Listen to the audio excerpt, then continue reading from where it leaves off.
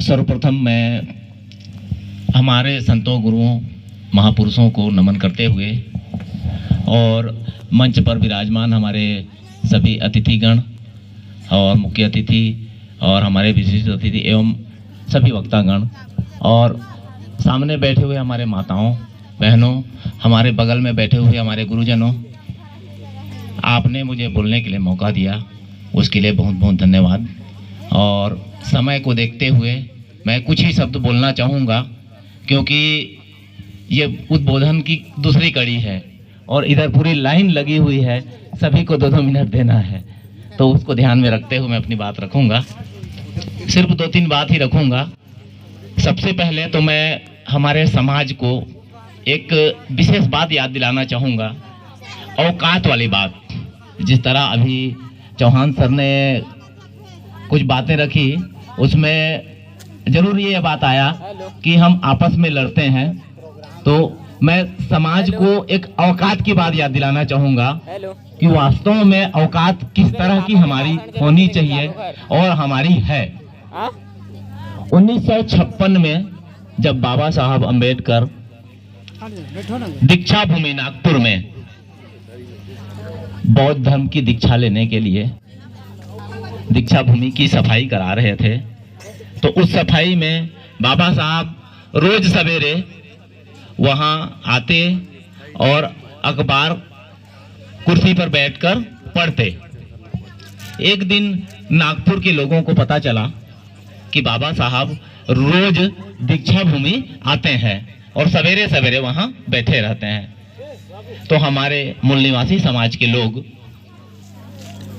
जैसे ही उनको पता चला, वो एक लाइन बार आए। बाबा साहब बुजुर्ग थे, कुर्सी में बैठे हुए थे और उस समय पेपर हुआ करता था, वो लगभग आज के पेपर से 2 गुना हुआ करता था। अगर कुर्सी में बैठ के कोई अगर फैलाए ऐसा अखबार को, तो सामने क्या हो रहा है नहीं दिखता था, जिसके वजह से बाबा साहब को सामने कुछ दिख नहीं रहा था। वो लोग कर क्या रहे थे, आए बाबा साहब के पैर के नजदीक जमीन को प्रणाम किए और आगे बढ़े। जैसे ही पेपर पढ़ाई बाबा साहब ने खत्म किया, सारा पेज जैसे ही खत्म होने के बाद उन्होंने पेपर को समेटा, तो दिखा लगभग 100 से 150 की लाइन आने वालों की थी, वही 100 से 150 लाइन जाने वालों की थी। बाबा साहब अब बुजुर्ग थे, तो उनके पास एक डंडा हुआ करता था, जैसे बुजुर्ग लोग डंडा के सहारे चलते हैं, वो डंडा उनके बगल में ही रखा हुआ था।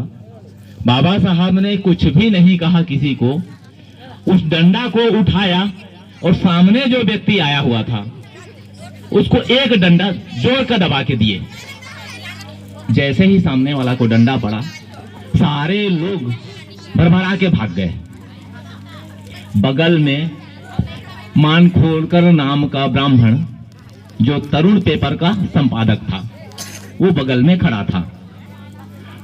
अब ब्राह्मण, वैसे ही आज भी बोला जाता है कि ब्राह्मण चतुर होता है, ये बात लगभग सभी बोलते हैं। अब ब्राह्मण विचार किया, कोई भी महापुरुष बगैर कुछ कारण का कुछ भी रिएक्शन नहीं करता है, कुछ भी काम नहीं करता, कुछ अगर करता है तो उसका कारण जरूर होता है। उन्होंने सवाल किया, बाबा साहब आपके जीते जी इतने भक्त मिले हैं और आपने इनको डंडा से मार दिया, क्या वजह है? तब जाके बाबा साहब ने मानखोड़कर को बताया कि मैं किसी और के भरोसे रहने के लिए इनको नहीं देखना चाहता।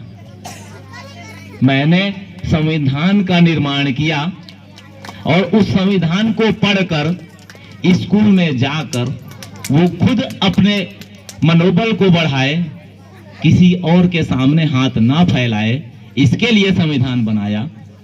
लेकिन ये लोग मुझे भगवान मान रहे हैं, मैं इसलिए इनको मारा, क्योंकि इंसान कभी भगवान नहीं होता।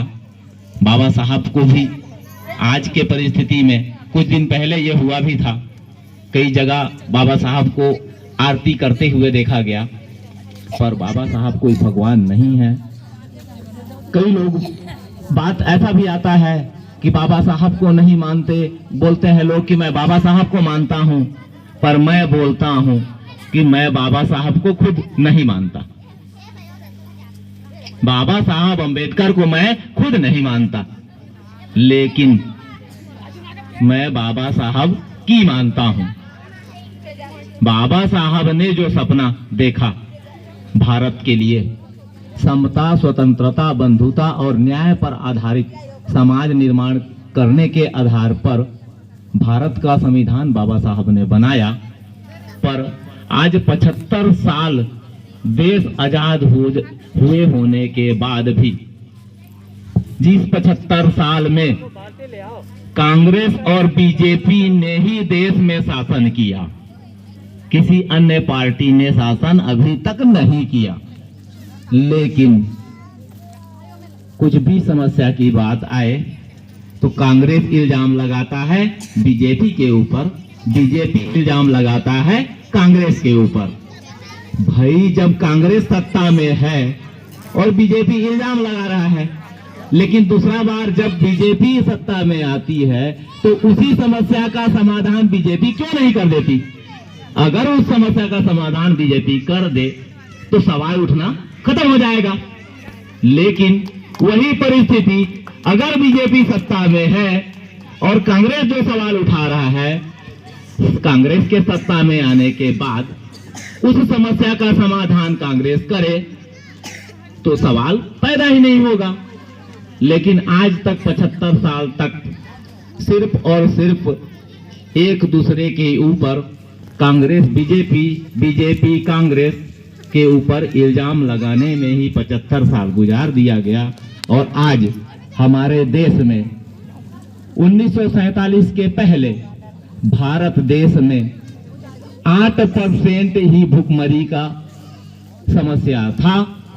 आज वो 80% भारत देश में भुखमरी फैल चुकी है।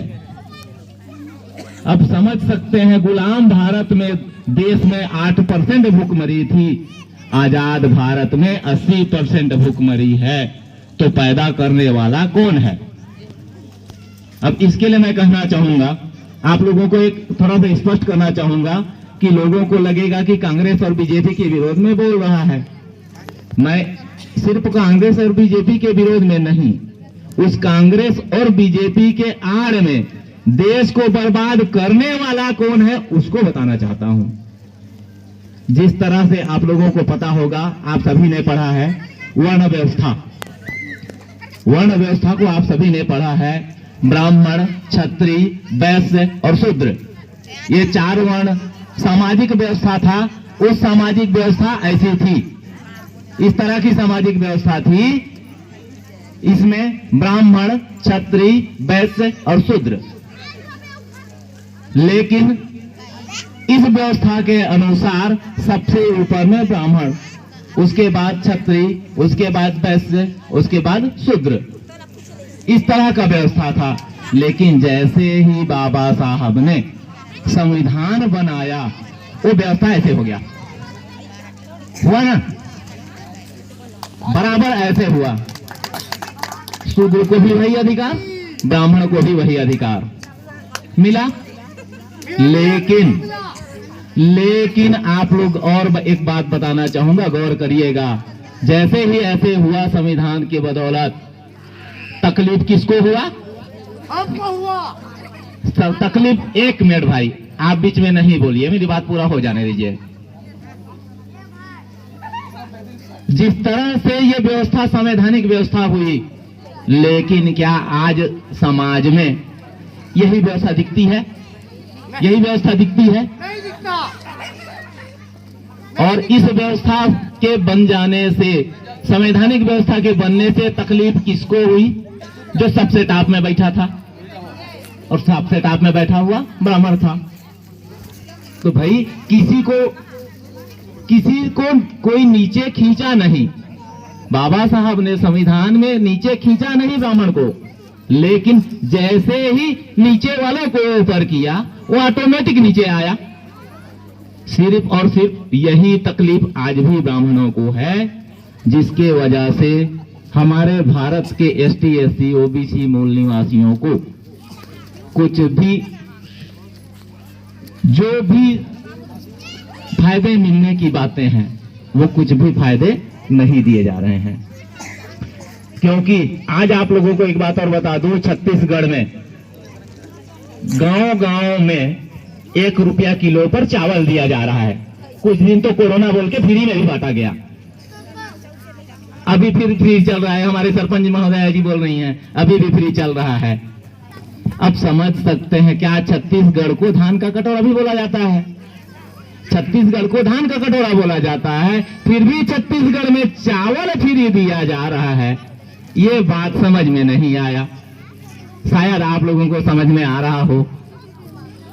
जहां जो चीज उपलब्ध है वही चीजें फ्री में दी जा रही है। इससे ये स्पष्ट होता है कि जो मेहनत करके जीने वाला इंसान वो कमजोर बनाया जा रहा है। मेहनत करके जीने वाला इंसान को कमजोर बनाया जा रहा है, क्योंकि फ्री में खाने को मिलेगा, मेहनत क्यों करेगा। जैसे ही चुनाव आएगा, क्यों आपको बता दूं, ब्राह्मणों की 5 राष्ट्रीयकृत पार्टी है। ब्राह्मण की 5, कांग्रेस, बीजेपी, तृणमूल कांग्रेस, मार्क्सवादी कम्युनिस्ट पार्टी, 5 राष्ट्रीयकृत पार्टी है। अभी एक 6वां बनिया की पार्टी आम आदमी पार्टी आ गई है। कांग्रेस बीजेपी को छोड़ रहे हैं लोग, आम आदमी पार्टी में जा रहे हैं, और ये सभी के सभी आरएसएस के फॉलोअर हैं, आरएसएस के इशारे पर काम करने वाले लोग हैं। और आरएसएस चाहता है कि देश धर्म के अनुसार चले। संविधान बोलता है कि सभी धर्म समान है, लेकिन आरएसएस बोलता है